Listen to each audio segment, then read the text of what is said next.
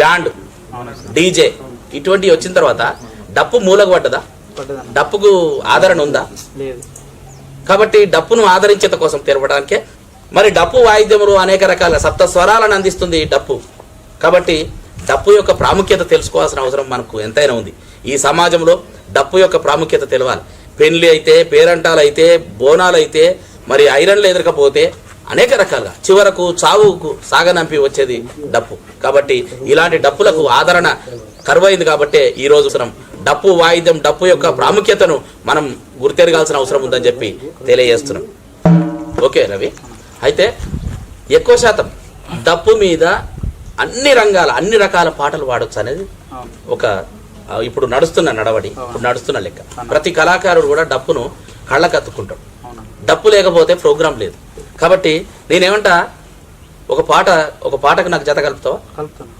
నాకెట్లా తెలవాలే పిలగో, నాకెట్లా తెలవాలే పిలగో, సీకట్ల నువ్వొచ్చి వాకిట్ల నిలబడితే నాకెట్లా తెలవాలే పిలగో, కూతెట్ల పెట్టాలి వదినా, కూతెట్ల పెట్టాలి వదినా, తాకట్ల నీ అయ్యపే మొట్టు దియ్యంగా కూతెట్ల పెట్టాలి వదినా.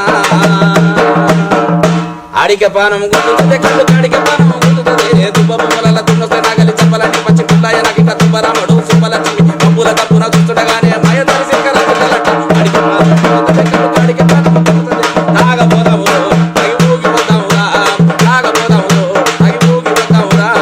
ఏరుగల్ల దూర మేరట నిలబడి వర్లంగా వస్తున్నదంట. దొరసారి వచ్చి తర్వాత తీసే దూరం చూసరించుకునే.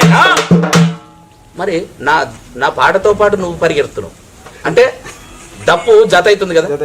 అంతేకాకుండా రండి పుణ్యాత్ములారా, శ్రీరంగని భజకు రండి ధర్మాత్ములారా, రండి మనమందరకో దండరముల భజన చేయ రండి పుణ్యాత్ములారా, శ్రీరంగని భజనకు రండి ధర్మాత్ములారా.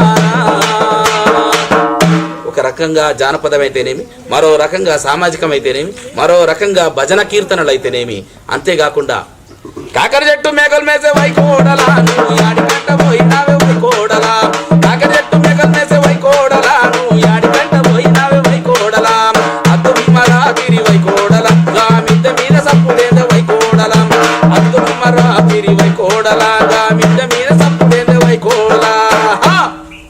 అగ్గి సంగీతాన్ని అందిస్తున్నటువంటి డప్పుకు మరోసారి దండం పెడుతూ, మరి నిజంగా డప్పు యొక్క ప్రాముఖ్యతను తెలపడానికి మరి మన గ్రామాలలో డప్పు అంటే వాడా అని చిన్నచూపు చూసే డప్పును చిన్నచూపు చూడొద్దని చెప్పి తెలియజేస్తూ, మరేమైనా మీరేమైనా వాయించే విధానం ఉందా రవి?